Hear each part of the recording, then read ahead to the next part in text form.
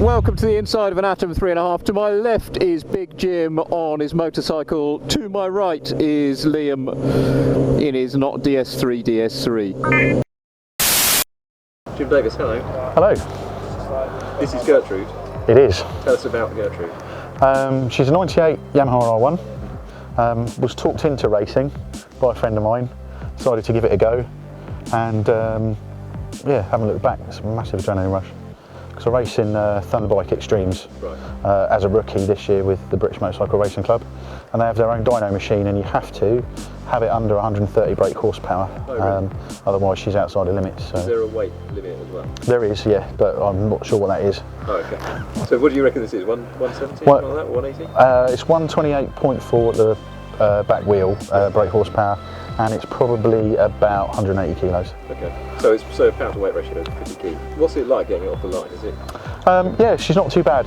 Unfortunately I haven't got a quick shifter on this yet. Okay. That will be the next purchase, which is probably costing me a couple of seconds a lap. Oh, really? Yeah, off the start line you can see the guys with quick shifters just move away, which is a massive frustration. But which do you prefer, a standing quarter or a standing 8 against very much an Ariel Atom and Liam's Rallycross? Probably neither, to be fair.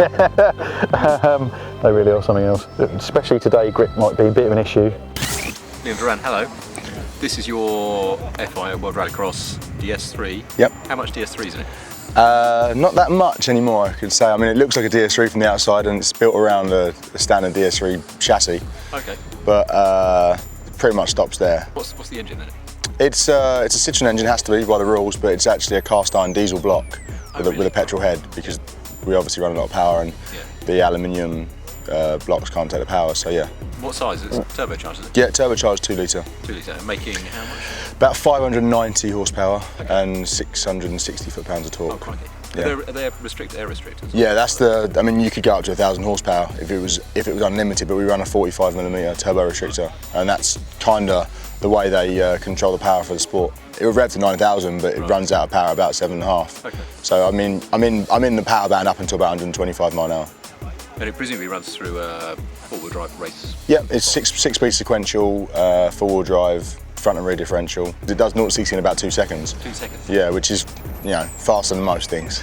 Yeah. So today we're going to put it up against a race bike and an Atom, which we've got as an example of a fast road car. Would you rather an 1/8 or a quarter mile? An 1/8 would be more impressive for this car, because they're set up just to get the first 100 foot, put the power down to the ground, whereas once you start getting rolling and you get up to 3rd and 4th gear, which you would need to do in a quarter mile, it comes more to power and weight, which something like the Atom is very impressive because it's so light.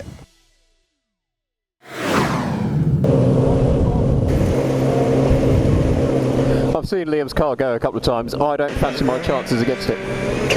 Maybe the bike I might have just off the line, and when I'm doing an 1/8 of a mile, if we're doing a standing quarter, things might be a little bit different.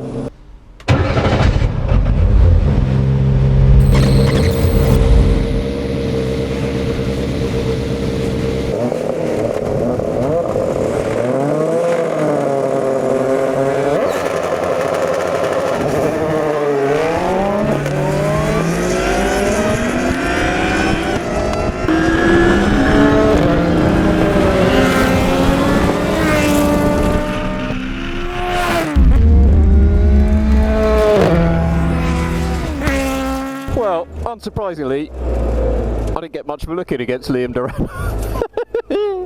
Oh my word. I mean, this thing has got excess power to traction, even though the engine's right over the back. I don't know how far away the bike was. I couldn't see it out of my peripheral vision, but I just watched Liam go into the distance. I think over a longer distance this would stand a chance, this would come back. We'll do it again over a quarter mile. I think that would be interesting.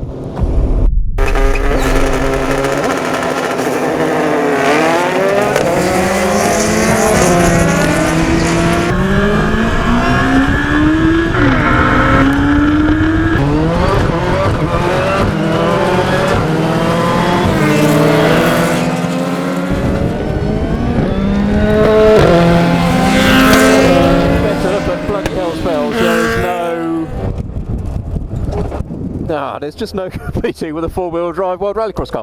What are the chances? But I think there aren't too many road cars who are getting closer than that.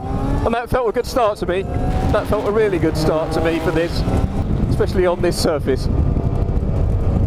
Yeah, well, that was fairly inevitable, wasn't it, really? I mean, that car is designed for this thing. It's got 500 brake horsepower, it's got four-wheel drive, it's got a launch control system. But given all that, the fact that the Atom was not that far behind it, and actually, once you pulled away, the Atom might have gained, given a 1.5 mile runway. I'm not unhappy about that, to be honest with you. I think the Atom, for a road car, has acquitted itself pretty well here. I thought that was all right, you know.